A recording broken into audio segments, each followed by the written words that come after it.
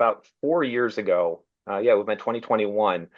My parents live in Buffalo, New York, and my mom went through a back surgery and had complications from that back surgery. And I'm in North Carolina.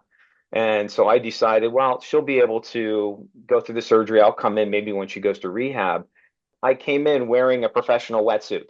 I came in as a physical therapist, very task oriented, coming in, need to get things done. I need to change the house. I didn't tend to my mom's emotional or spiritual needs. Unfortunately, or I guess fortunately, a year later, my mom had another back surgery, had complications. I showed up better. I Mm. showed up emotionally present, listening to my mom, asking her what she needed. I didn't do anything physical in the house. I was there just as her son. And that was a huge step forward for our relationship because she could trust me.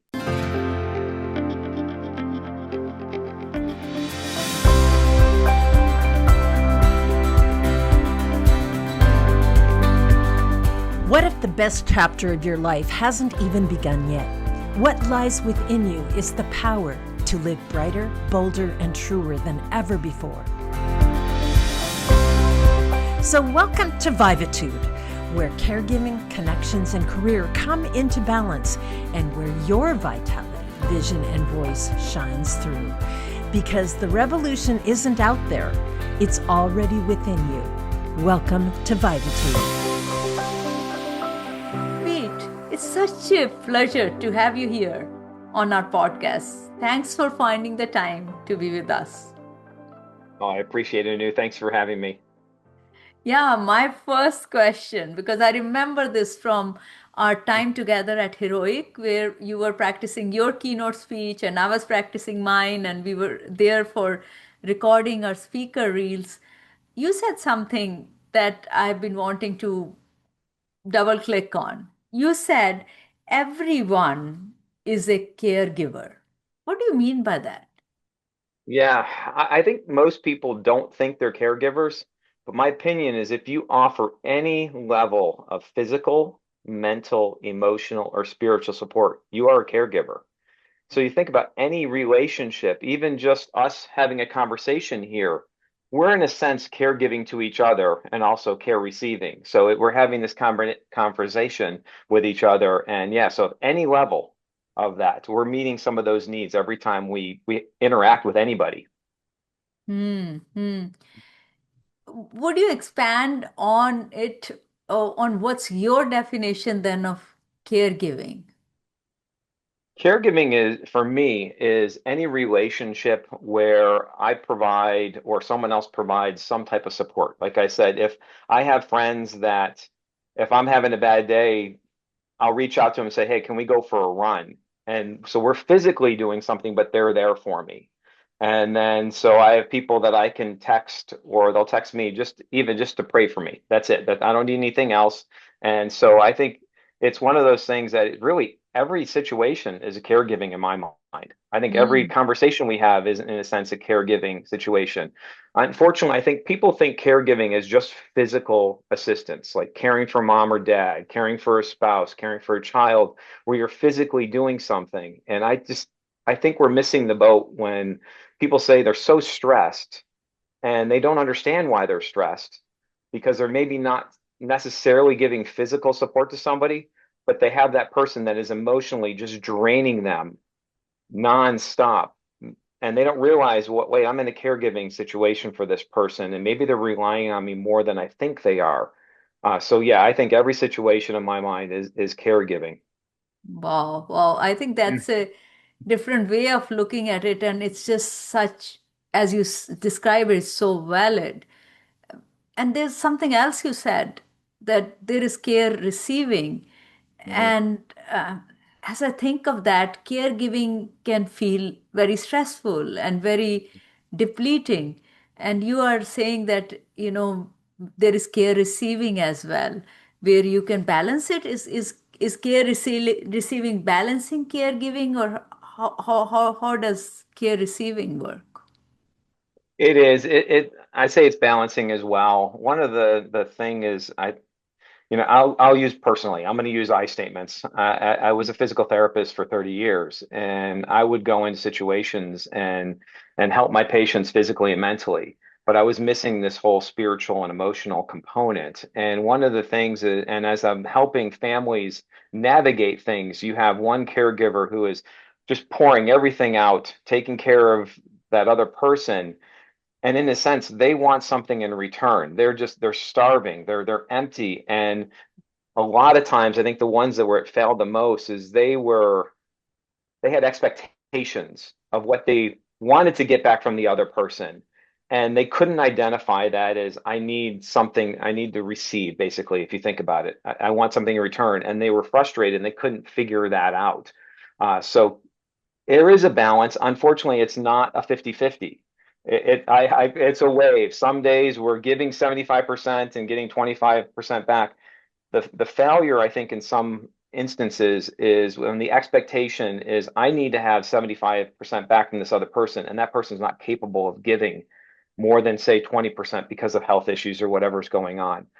So I think we're always looking for something, and part of that, if we can't get it from the person that we're trying to, so quote, care for, are we getting it somewhere else?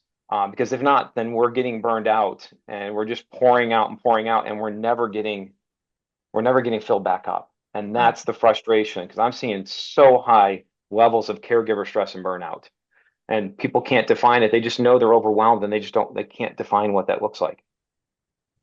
Yeah, and you were a physical therapist before for 30 years. You have so much passion for now this caregiving space because I've seen your speech, which is quite remarkable. You actually wear a wetsuit and give that speech, and we'll go into that also a little bit more, the story of the wetsuit. But before we go there, mm, this is just a remarkable turn in your journey. You a physical therapist for 30 years and now in this a caregiving coach in that space. And I know you still do your physical therapy because that's Mhm. something, again, it's again helping people come to a better state, right?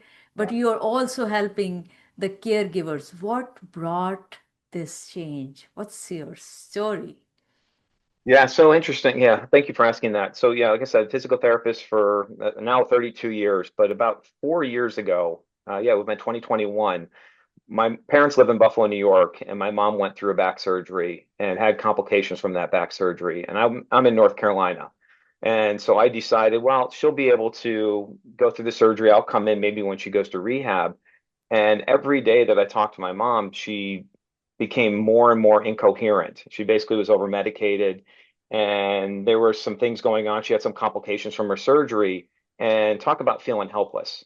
I'm down here, I can't do anything. So that was the first time I actually took extended family leave, which I was 4 times I actually took it over 2 years.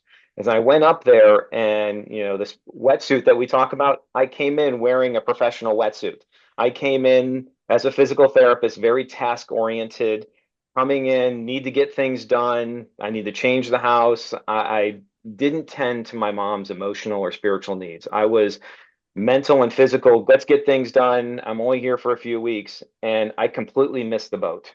And I realized that looking back is when I left, I cleaned the house so much. And I tell the story in my speech is I cleaned the house so much that my mom, about a month after I left, went down to her sewing room and couldn't find anything.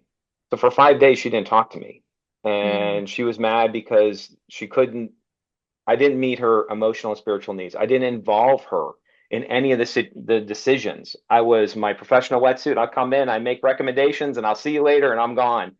And so that was the first kind of opening up of, okay, what's going on, and why didn't I connect with my mom? And again, I had guilt. So for me, it was emotionally, I had guilt. And so this wetsuit that I talk about in my speech is our past experiences, our expectations, and behaviors we have learned over time. So it makes up of three components. So my past experiences, I was, in a sense, I probably cared for my mother the way that I felt that I got cared for sometimes as a child. Brush it up, you're going to be okay, move on, don't worry about it. And so I had to work through that and realize, and that was my perception, wasn't the truth. My parents were loving, they were awesome as parents. But part of what we do is guard ourselves sometimes from that emotional component. And like I said, for me, it was guilt. I came in and I should have been there. I felt like I should have been there. So I had some healing in that process. And the other thing is, I'm a fixer. So if we look at behaviors we've learned over time, come in, fix things, again, cover up that emotion. I don't have to face that. I'm going to check box this activity. So I think when I talk about that journey, each time, unfortunately, or I guess fortunately, a year later, my mom had another back surgery, had complications. I showed up better. I Mm. showed up emotionally present, listening to my mom, asking her what she needed. I didn't do anything physical in the house. I was there just as her son. And that was a huge step forward for our relationship because she could trust me. She didn't trust me the first time. The Mm. second time, she trusted me to know that I was going to be there for her and be able to just love her and be present and support my dad and to help him navigate that situation. So each time that helped me to realize that as a PT, I was meeting the physical and mental needs, but I was not meeting their emotional and spiritual needs. And when I realized this other component, I now saw the bigger picture and it's holistic of how can I navigate this piece and work on all of them and then help other people as well to realize that there's more to just getting the task done, more of just, okay, did you take your medicine? So yeah, that's kind of where it is that wetsuit is, yeah, let's recognize what type of wetsuit we're wearing, but then we need to take it off. If Mm. it doesn't serve us, we need to take it off and be able to connect with the people that we're actually caring for. Mm.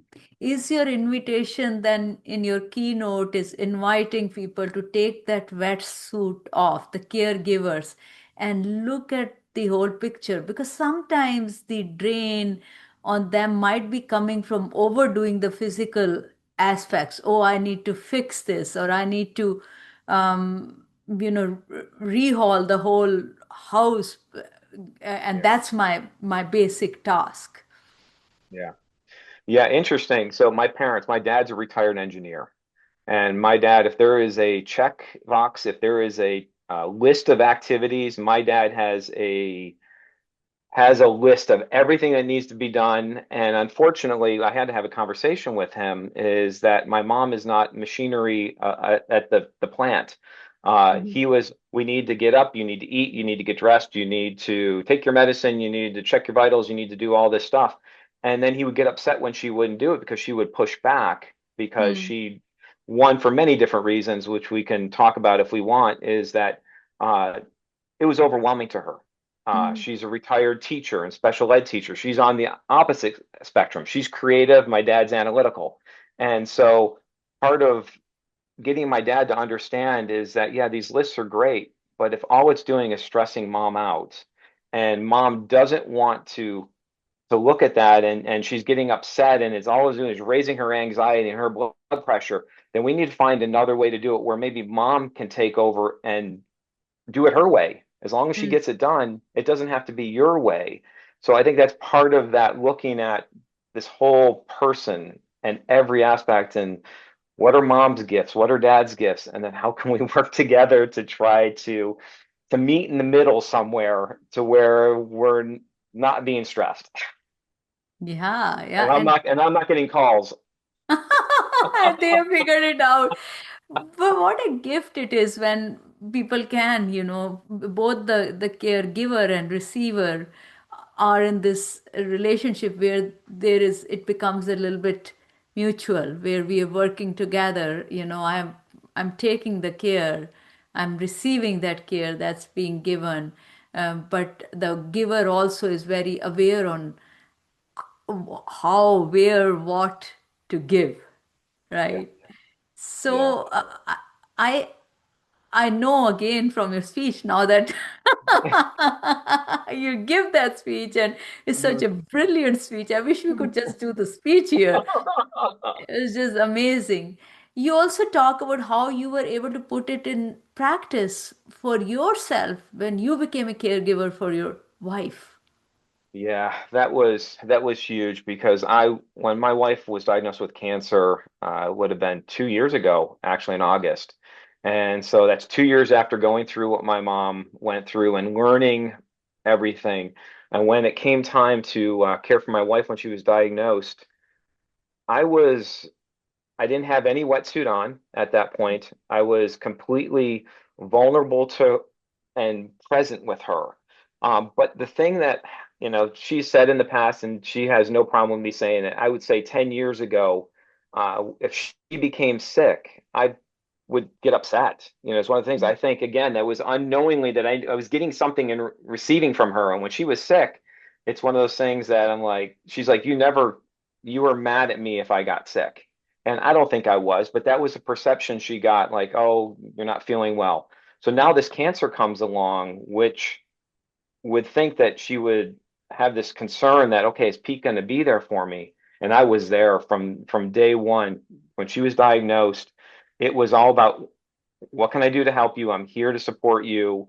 I allowed her to take the lead on everything. I didn't try to tell her, well, I think you need to do this treatment, or I think you need to do that. I was there just loving her, just Mm. emotionally supporting her.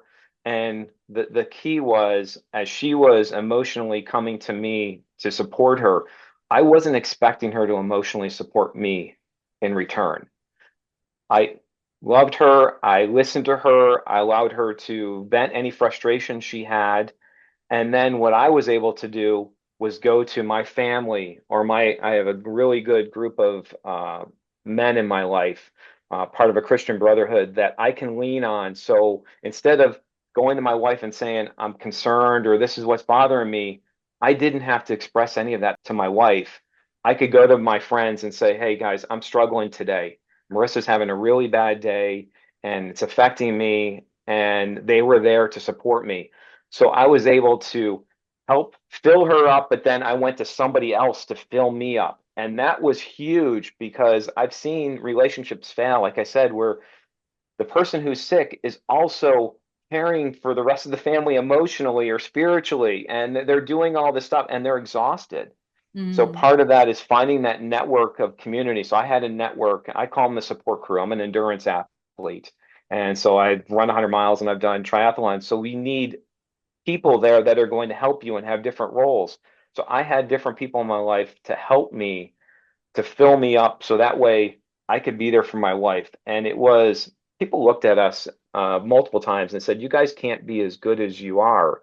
It's got to be more stressful. And one, we leaned into our faith, but then we leaned into each other. And we just, again, the value of every breath, every step that we had together. And we went through, it was quick. She was diagnosed in August. 3 weeks later, she had a mastectomy and then 29 radiation treatments. And I made it every day to celebrate her, which I think we'll talk about. I celebrated her every day of every accomplishment of what she went through, just so she could feel the joy and the love. Yeah, yeah. Talk a little bit more about celebrations. I was going to bring it up later Yeah. on, but since it's come up, this is the right time. Yeah, one of the things I think is, as far as a caregiver or somebody going through a health event, is we don't celebrate people enough. As an athlete, every race I entered, I know it was going to be hard. There were going to be some very bad miles, but there was always a finish line. There was always a celebration. There was always cheers, a medal, whatever it is at the end. I think we need to consider the same thing for people going through health events. And I call them milestones. If someone's going through cancer, they may never hear the words cancer free, or if they have a diagnosis that is, it's one of those things where it's up and down. But if they finish a treatment or they're starting to feel better, let's celebrate that. Mm. How much better would feel if we could celebrate some of these things? So when my wife went through her 29 radiation treatments, uh, I really felt that she needed to be celebrated for what she accomplished and what we accomplished together. So I invited about 25 of our friends, had them come to my mother-in-law's house. We lined the streets, made signs, and had people made homemade medals. And we put up a finish line, and I had her cross the finish line, and we stamped the end of this race with breast cancer. And she was able to feel, I think, She felt the joy and the peace, and in her mind too is we never heard those words cancer free, but in her mind she's cancer free, and we're done with this race. Now, I don't know what next year or 10 years or 20 years from now brings for us, but we finished that race and we're done with that. And now we'll deal with the next, whatever that event that happens, we'll deal with it. And then we're going to celebrate all the way to whatever finish line there's going to be. But looking at the little wins, I think that's the other thing. We forget to look at the little wins, and we just look at today was a hard day. Well, what was the win today? And I do that with clients. What's the win today? We got up out of bed, we spent time together, you had coffee and you talked. That's a win. I love that. Love that. I think that's very unique. Rarely do I hear, and that's why I wanted to bring up celebration, because when I heard you talk about it, and I even saw the pictures were a part of your presentation. There is nothing more remarkable than a person being able to say, I have made progress, especially when Mhm. they are going through a hard time. It's really difficult for people to see any good in the bad, right? Yeah. Really see any hope sometimes when the things are low. And this is creating hope, optimism, positivity, um, gratitude, celebration. We know that our brain works differently when we do those things. So, my question is, what did your wife, how did she feel? Did she know about it? What did she say when she crossed the line? She had no idea about it. It was a complete surprise. And so I had her come to my mother-in-law's house, and I actually blindfolded her. And first Uh, of all, I said, "Do you trust me?" And she said she didn't trust me, which made me laugh because she knew I was up to something. She's known me long enough. But I blindfolded her and then brought her out to the street where everybody was standing with signs. And so she talks about just, I think as you're going through any struggle, just to know that people care about you and to be able to be there and have a sign that just says great job, congratulations, and then giving her a medal, which we still have those medals here, of people just writing things on there, champion, whatever it was, whether it was a Bible verse, just something on there that would pick her up, and she could see that she did accomplish a lot. And part of me celebrating her, I'll be honest, with celebrating me as well, and my family and my mother-in-law and our friends who were right there with us, because a lot of them came that were there for that entire journey. So in fact, it was they felt filled up as well. So it's filling up their emotional and spiritual cup in the process. So I think we need to do that more often, again, every day. And this is a piece I think I missed the most as a physical therapist, all those years seeing patients, is they would say, well, today wasn't a good day. I'm like, yeah, it was. You walked how many feet? You did this. Um, but I didn't really meet their emotional or spiritual, saying, look where you started. Let's talk about how you're feeling, and helping them find those small wins and those milestones so they could, again, gratitude. You said that word, gratitude. If we led each day with gratitude, even in the midst of the storm, there is, we ease a lot of pain that we have, because our brains do change. If we're negative, that's negative self-talk we have, and I've seen it with pain where with chronic people with chronic pain, the slightest little thing elevates their pain, and because the brain has changed. And so our brains change with negativity as well. So let's try to change that with some positivity, with gratitude. It really starts with gratitude to where we are, and then building from there. Mm. So in our heroic, they used to say that, changing the world one speech at a time. Why did you want to take it to the world? Why did you want to talk about it on as a keynote on the stages? That's a great question, because I can't even tell you why. It was one of those things that the opportunity presented itself, and I just felt that one, I saw the difference in my life, and I saw the difference in the lives of the people around me. And I've never shied away from being on a stage. I like I guess I have that some performance stuff in me as well, you know. So I think Which it's you are a getting on good stage. actor.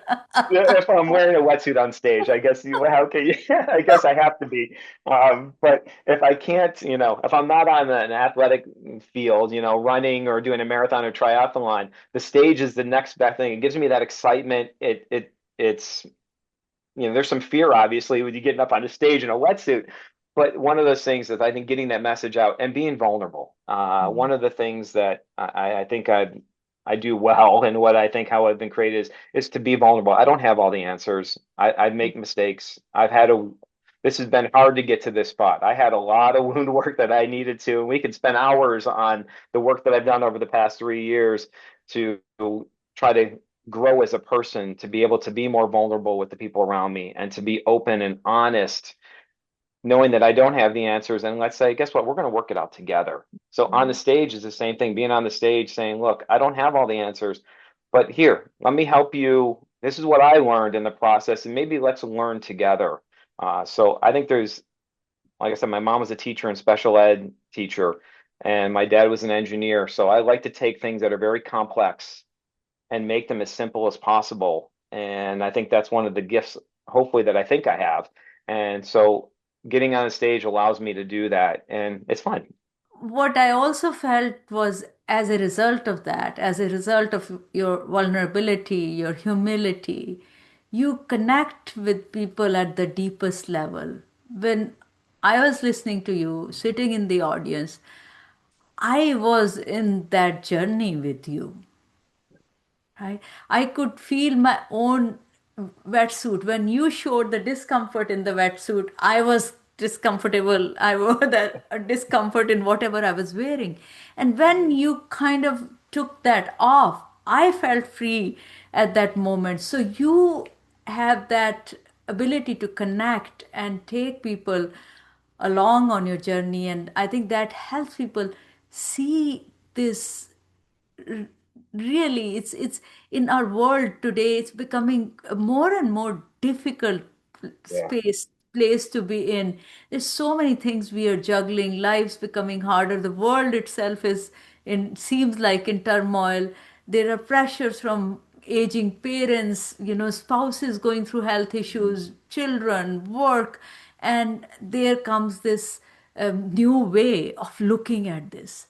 What if we are giving in a holistic way? There is the emotional, the spiritual, the physical, the mental. And what if we are receiving in a whole way? And not necessarily from the same person, but we have sources. So we are filling our cups up so that we can go and fill others. And then it's not that difficult.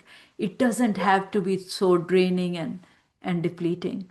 Yeah, and it's a scary thing, though, as you know, Anu. It's scary because unfortunately, the world we live in is not very compassionate sometimes. All you have to do is look at Twitter or Facebook and the division that we have. And again, I look at it as people are spewing this nonsense, and I'm going to call it nonsense, is that they need something in return. And so whatever is going on in their lives, it's something they're dealing with. And it's unfortunately, it's coming out on everybody else.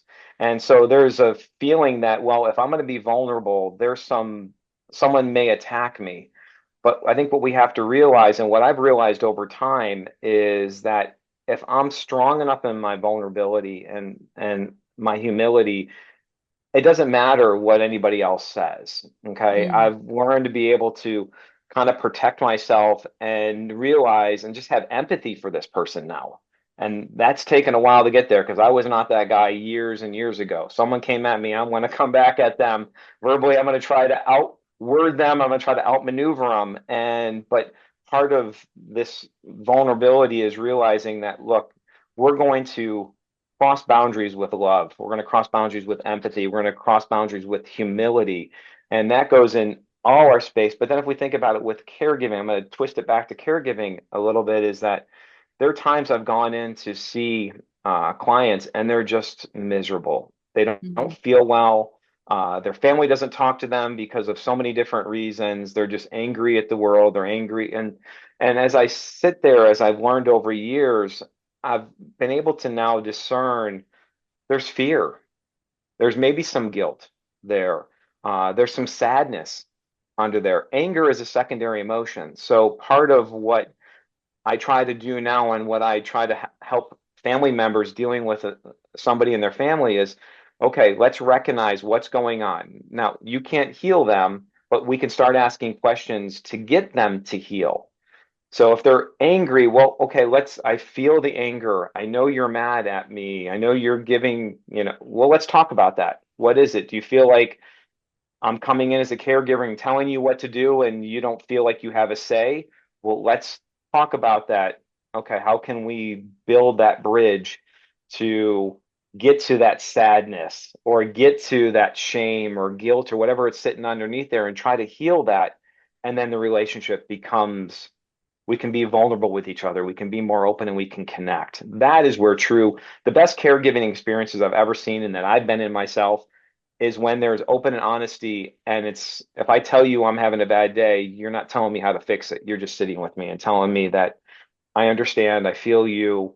Uh, how can I help? Or even how can I just sit there with you? Because sometimes we don't want answers. I've learned that you meet emotion with emotion, you don't meet it with facts. Oh, I've learned that somebody wise told me that years ago about my marriage. You don't meet, if she's emotional, you don't meet her with facts. I meet her with emotion and just listen. I don't yeah, fix but it. how many times you want to prove it otherwise? Or you say, okay, you need to go fix that. Oh, you're feeling this way. Let's just solve it for you. I mean, no, let's just sit with you. And uh, that's that's brilliant because things can be simple. We sometimes in our pursuit to do the right, we end up creating more harm. I mean, the intention might be that, oh, I need to fix it, but we might create more harm than good. We do. Yeah, I think if we go back to again, if it's sadness or if it's shame, whatever that is, and again, it could be over the loss of independence, which is the biggest thing I think I see with people that are struggling with health issues. They have the long list of health issues. They're taking 10 to 15 medications. Their life is all about taking these medications. It's all about the illnesses that they have, and they're just frustrated. And it's a loss of independence. They're not in control of their life. So coming in and trying to control their life is actually the last thing they need. Coming in there and just helping them to control their life, helping them find whatever silver lining, I'll say, or the gratitude or whatever it is, it's going to help them understand that one, they can improve, they can get better. Just because your illness, that all these diabetes, heart disease, whatever it is, that's not your identity. And I think that's the one other thing I will say about my wife is that when she was diagnosed with cancer, very early on, I would say day one, she never accepted this cancer. It was Mm. something, the cancer was never part of her. It was something that she had, but she never accepted it. It never became part of her body. It was something that she needed to just remove and get out. So she was never a cancer patient. So if you can talk to her now, she is a survivor of somebody who had cancer, but she was never a cancer patient. She never Mm. accepted that cancer. And I think that's the other thing that I try to help people to understand that you may have diabetes, but you're not a diabetic. You may I have had love heart that. issues, but Yeah. yeah, you may have had a bypass, but you're not a heart patient. Let's not keep this identity. That's something you went through. It's a race you ran. I've run 5Ks that were bad. Well, that doesn't define who I am. That experience doesn't define who you are today. So how can we find that? Okay, let's move forward. Let's find that's not your identity. And if it is your identity, then we need to have a conversation about what your true identity is. And it's not infirmity. And you are asking the systems to change even, because Yeah. this is how we start to label people. Oh, you are diabetic. I'm, Yeah. wow, I Yeah. love this mind shift, not only in the individual, how they see themselves, but the system on how it sees them, Yeah. right? You are It is. obese, right? Even, things like then people just associate themselves as being obese. And then we've seen people struggle and go through that yo-yo because Yeah. their identity is almost like going back to being obese because that's how they, they've identified themselves as. Yeah, the other part of it, we're going to talk about healthcare is that, yeah, we look at, when you go into the doctor. and they ask you, well, tell me about your parents, tell me about your grandparents. And then all of a sudden well, they had heart disease, they had a stroke. Now you put that on your record that you have a line of heart disease. Well, whether you have heart disease or not, you start thinking, well, okay, it's going to happen to me. I hear all the time, which somewhat frustrates me as a physical therapist. Well, my mom had back problems. My dad had back problems. My grandfather had back problems. Well, back problems are a lifestyle a lot of times. It has to do with are we active? What's our diet like? What's what type of job we have? So just because your parents had something, that doesn't mean you're going to have it. And we start to tell ourselves, and it becomes our identity. Well, it's just a matter of time. I'm going to start having this. My mother's a diabetic. I'm going to be a diabetic. And we start accepting all these things. So part of what we need to do is realize that no, I don't want that stuff. So I agree. We need to start looking at the whole healthcare system differently as far as our mindset. It's something that happens, something we deal with, but that is not your identity. And unfortunately, everything you're a cancer patient, you're a diabetic, you're a cardiovascular, patient, you're something. It's like, no, you're not. You just have those things. And let's look at you as a person that doesn't have to do with that identity. Yeah, we have to take that into account, but that doesn't dictate who you are.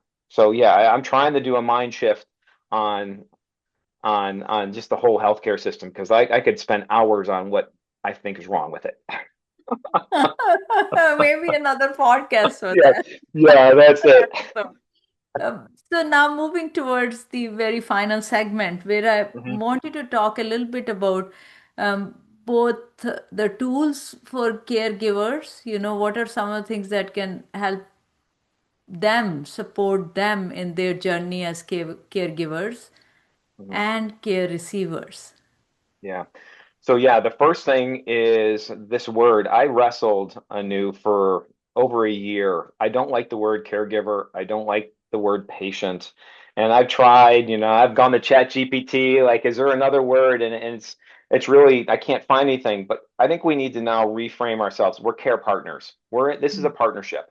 And so if we can just transform that, a partnership is truly what it should be. It's a partnership. There is some giving, there's some receiving. And again, it may not be 50-50, it may be 75-25, but part of that in that partnership is that we should be 100%. So whoever we're caring for, if we're pouring out and caring for someone with dementia, which is the biggest, I think the most difficult thing, is that that person who's caring for somebody who has dementia, they're not getting anything in return a lot of the times. So they're pouring out physically, a lot of times they're pouring out emotionally and mentally and spiritually, they're just exhausted. So part of that, if you're pouring out, then a partner is, if you can't get that back from that person that you would normally go to, your spouse or a parent, you need to find somebody else in your network that is going to be that partner or multiple partners for you. So I take, as an endurance athlete, if I'm going to go run 100 miles, I have people called the support crew. I have Mm. somebody who's going to be logistics, is going to be a crew chief. I have someone that's going to run a mile with me, maybe 10 miles with me. Maybe it's going to be multiple people that are going to do different things. We need to find those people. So, one, know it's a partnership, and then let's find a team. So, finding that team around you. And here's the other thing that I hear all the time. Well, I don't have anybody. And as I sit with them and say, okay, well, tell me who you have. And then they'll mention maybe a son who doesn't help at all, or he lives out of town. And I said, well, let's talk about your expectation or what their expectation is. Let's find their strength. Maybe all they need to do is call you every day or every other day and say, Mom, how you feeling? Is any problems? What's going on? They don't need to physically be there, but let's find a task. Maybe they're the ones that, if they're good financially, maybe they can manage the bills, or they can figure out how we can hire someone to come in. So we need someone kind of like this. I call him the crew chief, a CEO of the company. Like, I feel like I'm the CEO of my family, of just managing those pieces. So who's the crew chief? And then who are the people that are going to maybe take a mile, take a day, take 2 days, drive to the store? So, okay, do we have someone that can be in charge of transportation that's going to basically take somebody? So it's finding those people And I think one of the problems is that when a caregiver is so overwhelmed, I have a friend unfortunately going through it right now, is that you can't ask them. They're Mm, overwhelmed. They can't think right now. If you come and say, "How can I help you?" They're like, "I don't know how you can help me. These mm, are the 10 things that I need done today. I mm, need someone to take those 10 things." So part of having somebody else who is maybe outside that caregiver, a family member that says, "Okay, here's a list of things we have to do.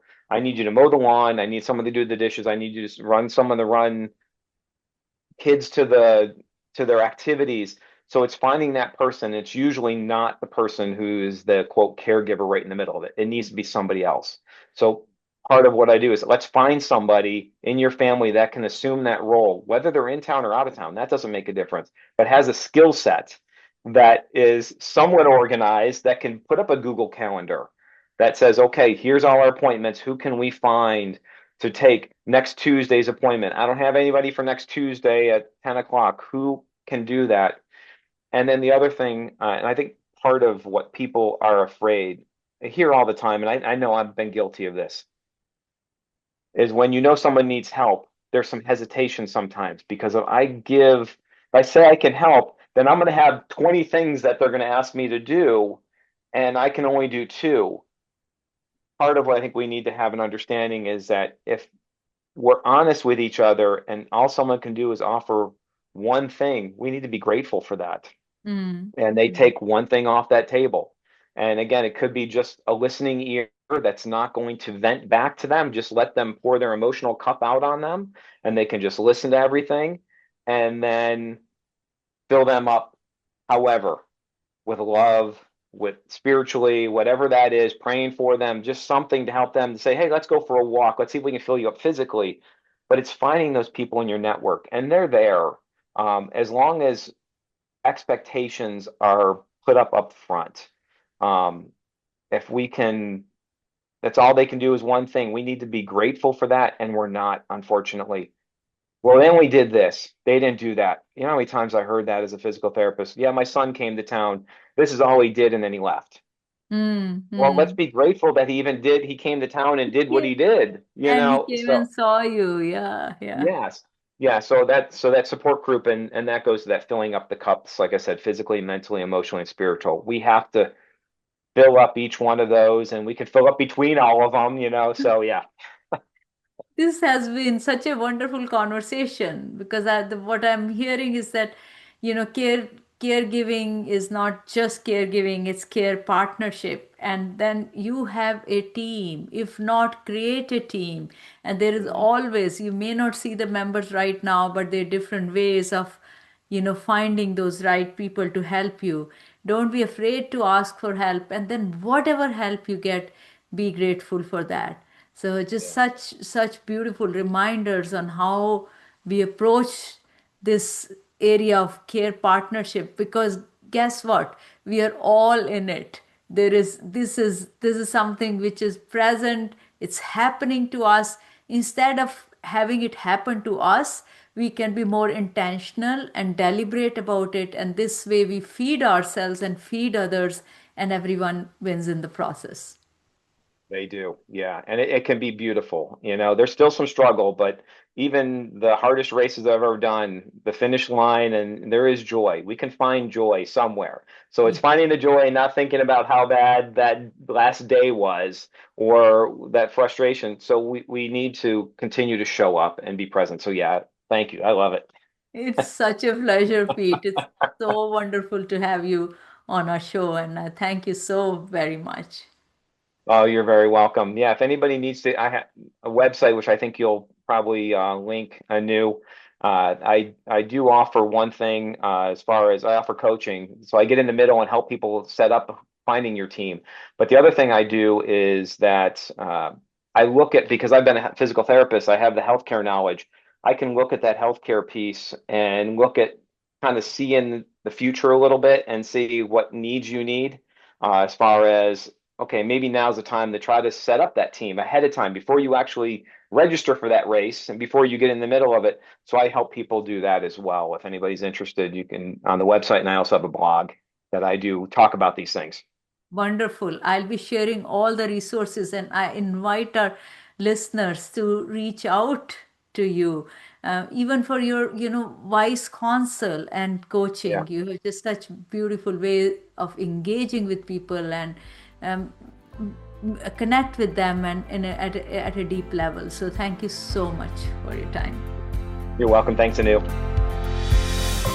And thanks for listening to Vivatude. 4 hosts, 1 each week. We help you revivitude your next chapter because purpose, passion, and prosperity isn't out there. They're already within you. Brighter, bolder, truer. Vivatude.